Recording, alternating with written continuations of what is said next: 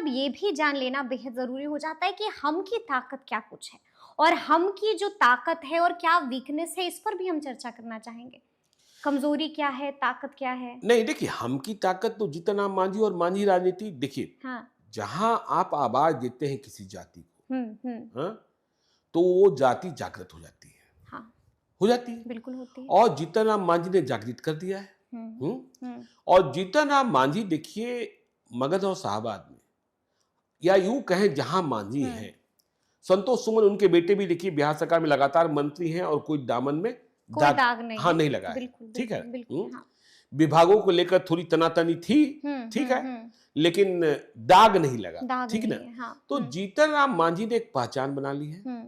Jitan Ram Manjhi easy access है, ठेठ मगही में बात कर लेते हैं, बिल्कुल। उनसे जो मिलता है उनके भीतर कोई अहंकार नहीं दिखता है, कोई घमंड नहीं दिखता है, हाँ, समझे। किसी गरीब के साथ भी बैठकर खाना खा लेते हैं। हाँ, बिल्कुल। और यह संस्कार संतोष सुमन के भीतर भी आप देख सकते हैं। बिल्कुल है। हाँ, है ना। बिल्कुल है। तो ये ताकत उन्होंने, और जब आपकी ताकत इस रूप में हो जाती है कि आप दूसरे को संतुलित कर सकते हैं, दूसरे को बैलेंस कर जाते हैं, तो यह अपने आप में बड़ी ताकत हो गई। बड़ी ताकत। तो यह ताकत तो जीतन राम मांझी की हो गई। बिल्कुल है कि भाई ठीक है, रामविलास पासवान के पुत्र चिराग पासवान, वो दलित राजनीति के सबसे बड़े चेहरे, लेकिन हमारी जरूरत को भी आप इग्नोर नहीं कर सकते, नजरअंदाज आप नहीं कर पाते। तो ये ताकत हो गई। अब कमजोरी क्या है?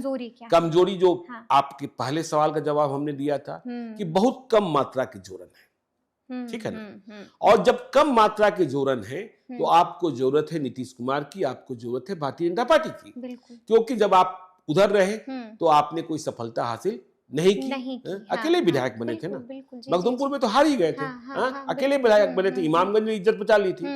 तो आपको एनडीए के साथ ही रहना होगा, सीटें चाहे आपको जो मिल जाए। हाँ, ये इस बात की उम्मीद कर रहे हैं कि हम डबल डिजिट क्रॉस करेंगे। अच्छा, हाँ, उम्मीद कर रहे हैं जी, उम्मीद कर रहे हैं। तो फिर क्या लगता है कितनी सीटें मिल सकती हैं जीतन राम मांझी को? देखिए, इन्हें लग रहा है कि देखिए, लोकसभा चुनाव में तो मेरे साथ थोड़ा खेल हो गया, लेकिन विधानसभा चुनाव में हम कम से कम 13 सीटें हासिल करने जा रहे हैं। 13 सीटें? देखिए, उम्मीद लगी बैठी है कि कहा जा रहा है, कुछ ऐसा आश्वासन भी है, लेकिन 13 का जो अंक है ना, वो शुभ नहीं होता है। बिल्कुल, वह शुभ नहीं होता। 13 मतलब खतरा। हाँ, तो इसलिए देखिए, 13 तो मुझे नहीं लगता है, 7 से सीधे 13। और नीतीश कुमार अपने खाते से, देखिए, नीतीश कुमार को 13 सीटें देनी होगी और 122 वो होंगे, तो क्या वो कितनी सीटों पर, देखिए, उनकी सीटें तो कम हो जाएगी।